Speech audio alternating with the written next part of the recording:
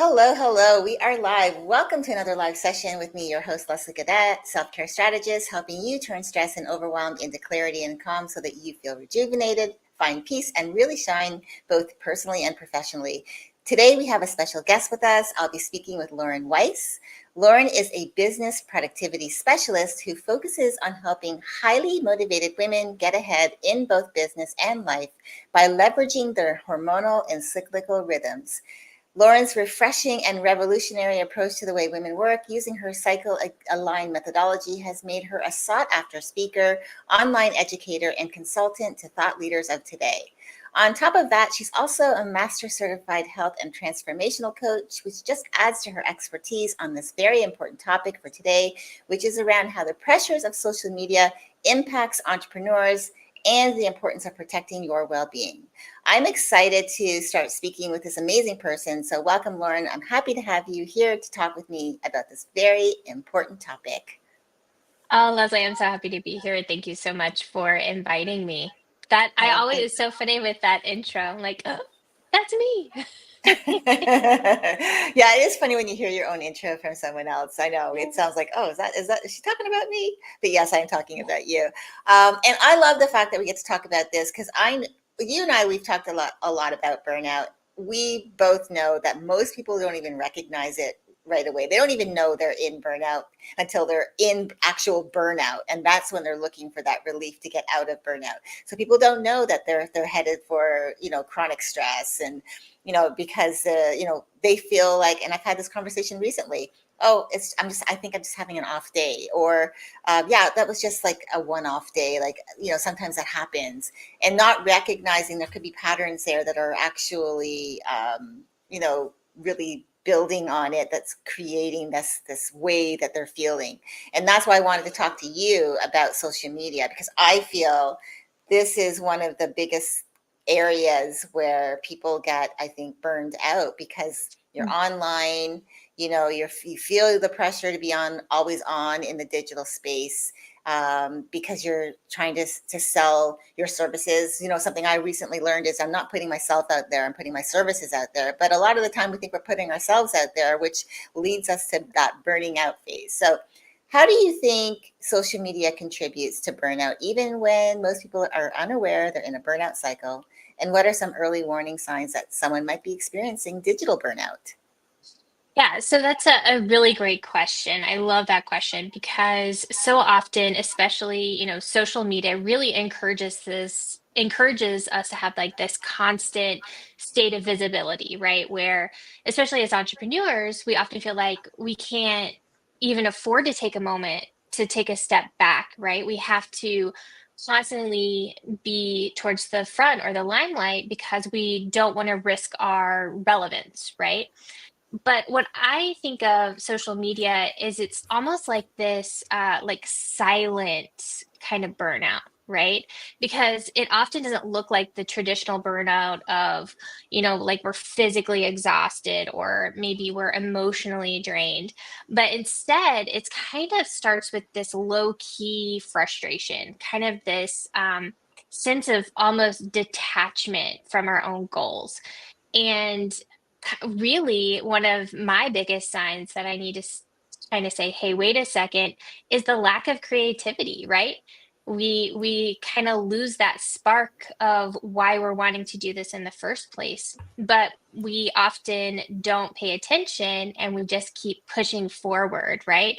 So we want to make sure that when we have like this little voice in our heads of, maybe we're not good enough, or we are constantly scrolling for that inspiration, or maybe we get that feeling of like, that anxiety of like, oh no, I have to see what's going on in social media.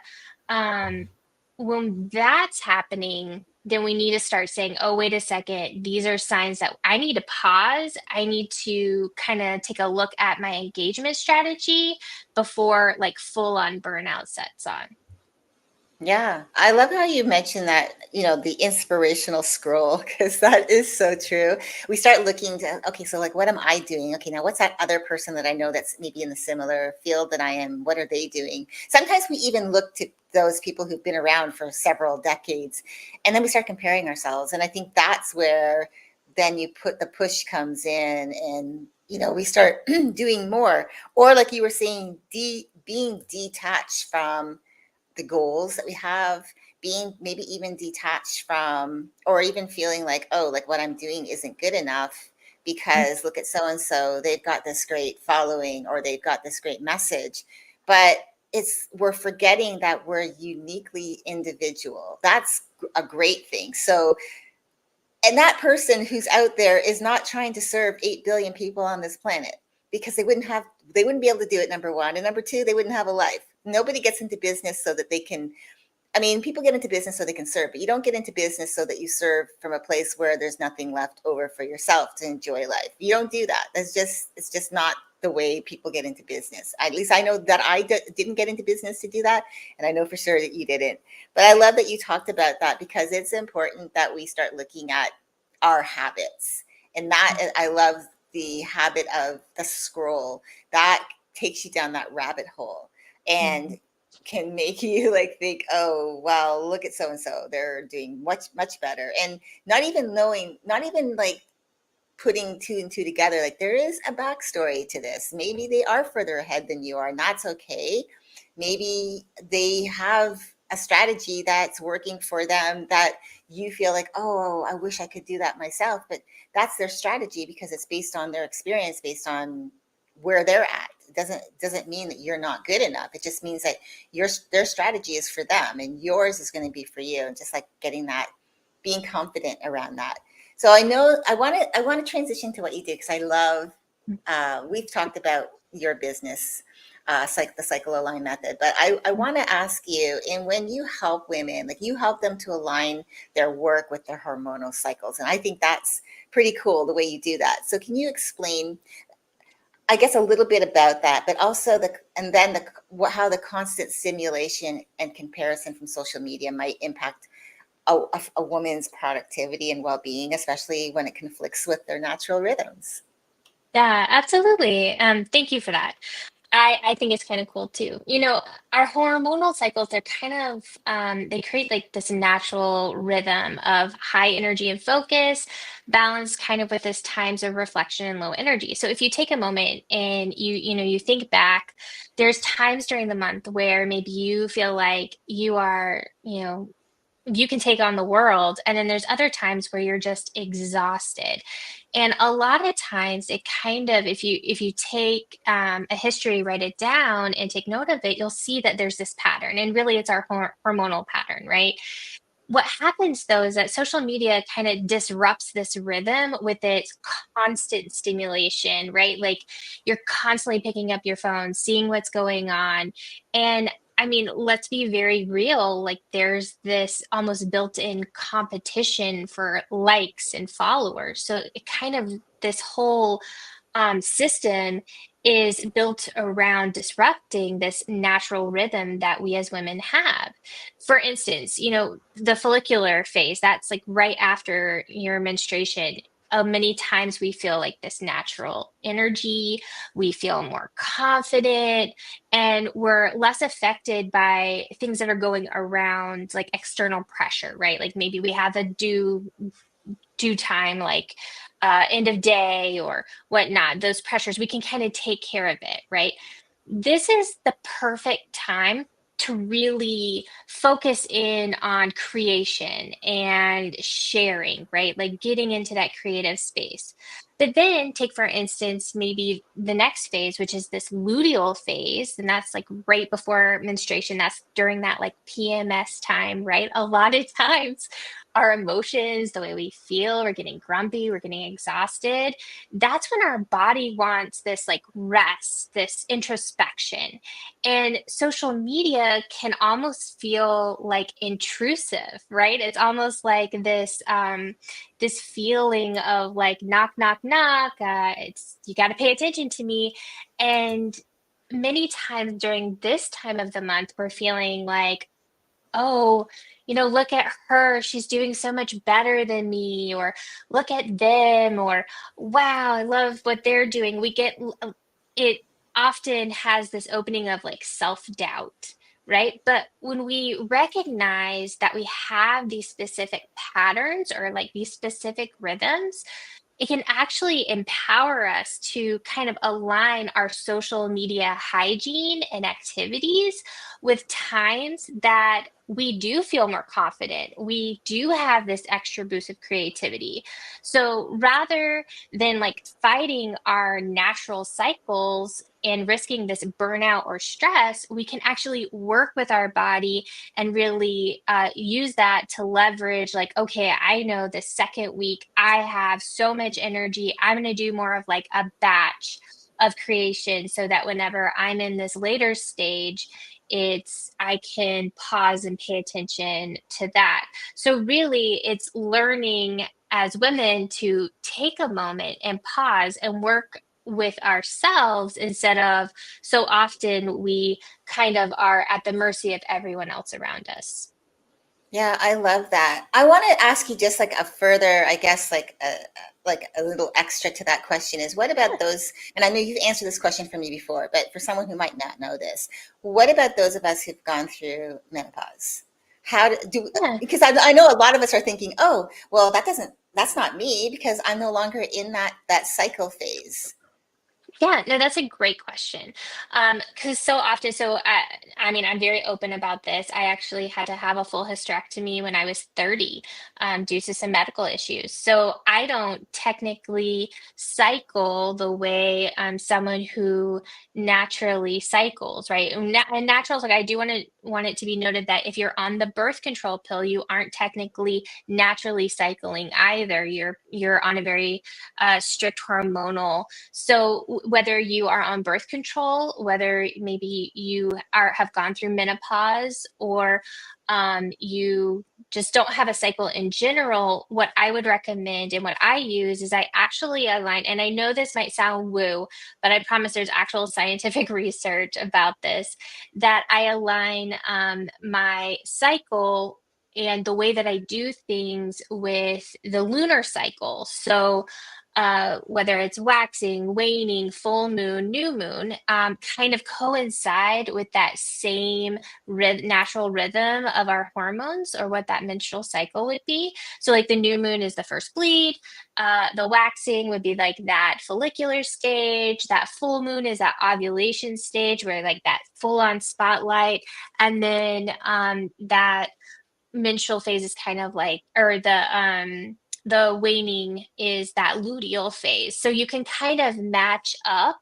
And it's interesting because now I've been doing it for so many years that I can tell in my body. I won't even pay attention to the moon, but like I'll pay attention to my body and be like, oh, I'm not feeling, I wonder where I'm at. And I look and it's like, oh, it's the new moon. Today is technically like the first day of my, quote, air quoting here, like menstrual cycle. So I know that I have this lower energy. So you can kind of get into these same natural rhythms by using a lunar cycle than if you would be using more of that hormonal typical natural cycle. Yeah, no, I love that. And thank you for explaining that because I think sometimes we tend to think, oh, that doesn't affect me because you're talking about women who are in that childbearing age. And I love how you also explained that you could be on birth control and not technically be in a cycle, the typical cycle rhythm. So I love that. Um, Many entrepreneurs feel pressure to constantly post content, engage with their followers, respond to messages. Again, that comes from, I think, maybe they're not, it could be that I don't know, it's not, I don't know if it's FOMO necessarily, but that maybe that there might be another term for it of not being enough on social media, thinking that they're not on Mhm. enough. But what strategies do you recommend for maintaining healthy boundaries with social media while still effectively using it for their business growth? Yeah. I mean, first of all, you keep asking these the most amazing questions. I love it. Boundaries are essential. I mean, boundaries are essential in all areas of our life, but especially when it comes to our business and social media, right? It's kind of establishing these rituals that respect both our personal and professional needs. Um, One of the first things that I say, and I know this kind of sounds silly, but you should first designate like very specific times each day or week for checking messages and engaging with followers. So you can say, okay, I know at 10 a.m. and 3 p.m., I'm going to pop on and I'm going to spend 15 minutes or I'm going to spend 30 minutes engaging with my followers. That way you know that you have this very specific time, nothing else is going to affect it, and you've already set that time away so you don't feel that pressure, right? Now there are some other uses, such as like you can scheduling use a scheduling tool to post content. I know like Meta has their business suite. You can upload content and have it post. It depends on what your objective is. Like, for if you're looking for that reach to get new eyeballs, then maybe doing a more organic scheduling and having that in the calendar as well. Say, okay, I know at this time I'm going to be posting this. That will actually work better with the algorithm. It's native to that specific platform. However, say you have a group within Facebook, you can go ahead and use their tools and pre-schedule. That's not going to affect the algorithm, right? So you want to just know what your intention is first, but you can go ahead and schedule ahead of time, whether it's with a tool or in your calendar.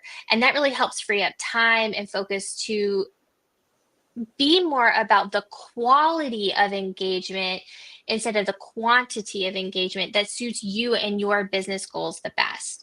Um, Another thing that I recommend, and it's kind of difficult with all the dings and pings, but it's really taking like that social media vacation, like a break. You know, again, it goes back to having really proper social media hygiene. Is that a day? Is it just a few hours a week? What best suits you that allows you to have that, offline to reset and recharge so that again you can show up as your best and really like be in that quality and give to you to those that are following you. Another is effective strategy, which we kind of already touched on when earlier, is doing that batch creation content when your energy is high and save it for later. So you're not like scrambling to keep up in those lower energy moments. Like I know this kind of sounds a little silly, but it's whenever the mindset that you're in when you're creating content, like people are going to feel that on the other side. So if you're having an amazing day, if your energy is really high, you're feeling good, when you're creating content and putting that out into the world, people are going to be attracted to that. So make sure you're batching and creating content when you're at that level. So you're not, just doing it because you have to, right? And most importantly, the audience, they resonate with you. They're there for you. So they're going to understand that maybe sometimes consistency isn't always constant. You try to do that. You want to try to be consistent, but again, make sure that that's that quality content so that you are in alignment and you're actually having that meaningful share. Yeah, I love that. The quality over content, especially. We get so used to, oh, I've heard that I have to post 5 times a day and I have to be in these many groups a day and I have to reach out to this many people a day. That can be exhausting because I'm Mhm. not going to just randomly go in and just say, oh, pick 10 people and just start talking to them without doing some research. Well, that research is going to take time. It doesn't take a small amount of time, which some people tend to try to convince you that it should only take a short amount of time. And I call BS on that, because if you really truly want to connect with someone, then that means you want to know who they are. And that means you want to know who they are, that means you have to do a little bit of research on them. You have to look at their social media profile and get a feel for who they are before you reach out to them randomly and say, hey, I was looking at this and I saw that you do this. You want to make it be authentic. And I think that's another form of what I felt, um, a real resistance when people would be Mm. telling me to do certain things, the shoulds that you should be doing, right? Yeah. So, final thoughts. If there's one piece of advice you could give to someone who's out there feeling maybe the pressures of social media and they're possibly at risk at burnout, in fact, I feel that everyone is at risk of burnout, even if it's not on their radar, what would that be? Mm. My final thought.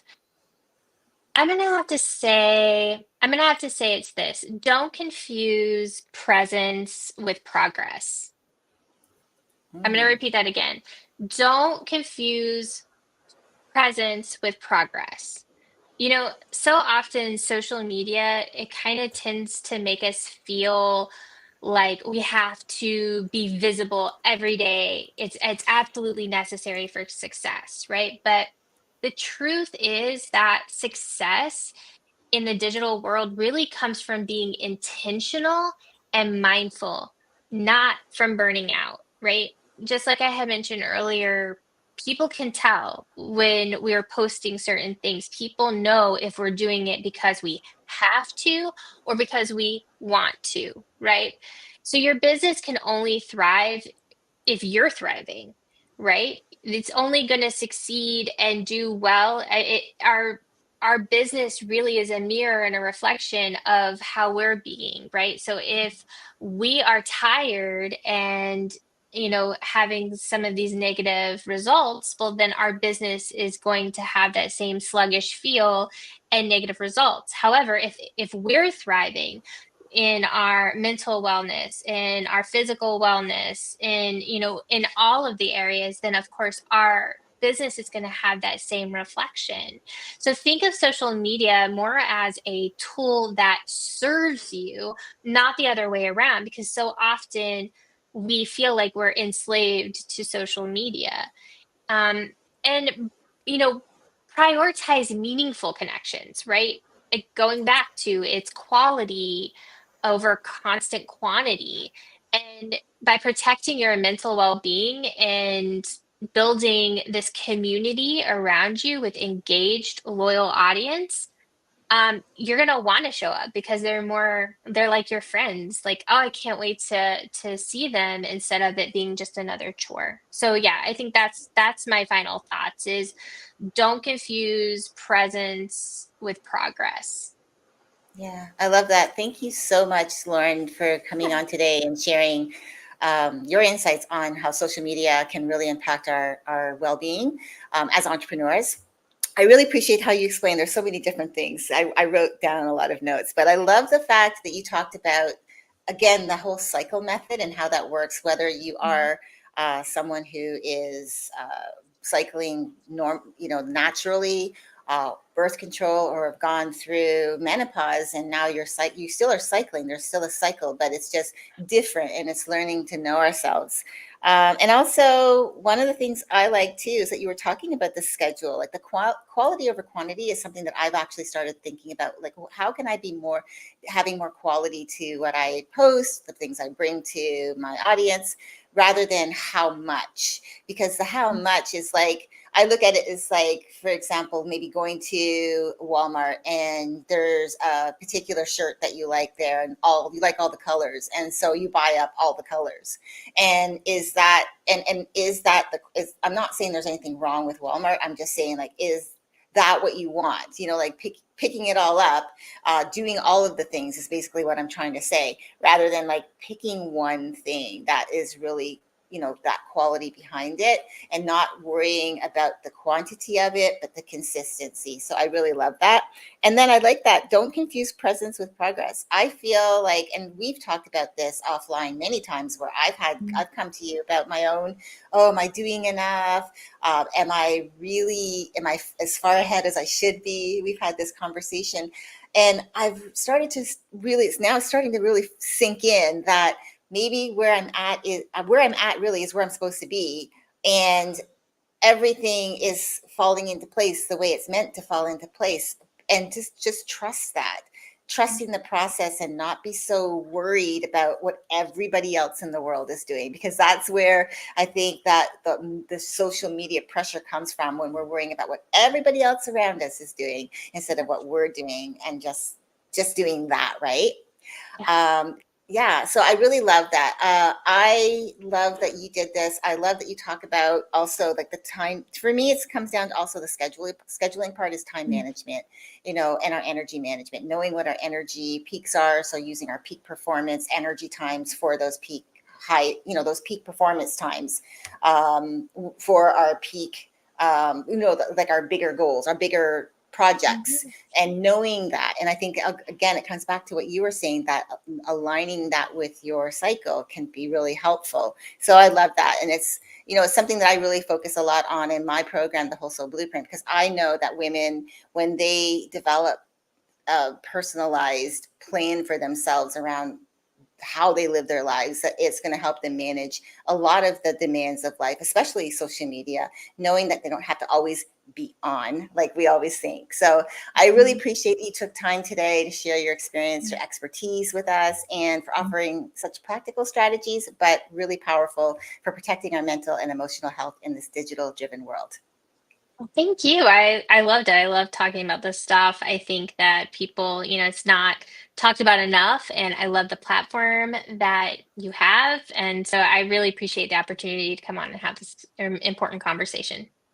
Thank you so much. And for those of you watching, if you've been feeling emotionally drained, constantly overwhelmed, anxious, struggling to focus, experiencing brain fog, or even snapping at loved ones more than usual, these are often early signs of burnout, even if you don't recognize them as such. And the good news is, you don't have to continue feeling this way.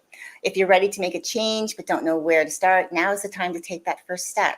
It's time to stop running on empty and start living a balanced, more fulfilling life. And if that's your goal and you're not sure where to start, send me a message letting me know that you're ready to protect your well being, and I'll send you the link to book a free wellness strategy session with me. And together we'll explore how to reclaim your energy, focus, and fulfillment, so that your quality of life isn't just a nice to have, but an actual reality for you. Lauren, again, thank you for sharing your knowledge. And thank you to everyone who tuned in today. I hope you have a wonderful rest of your day, and I'll see you next time.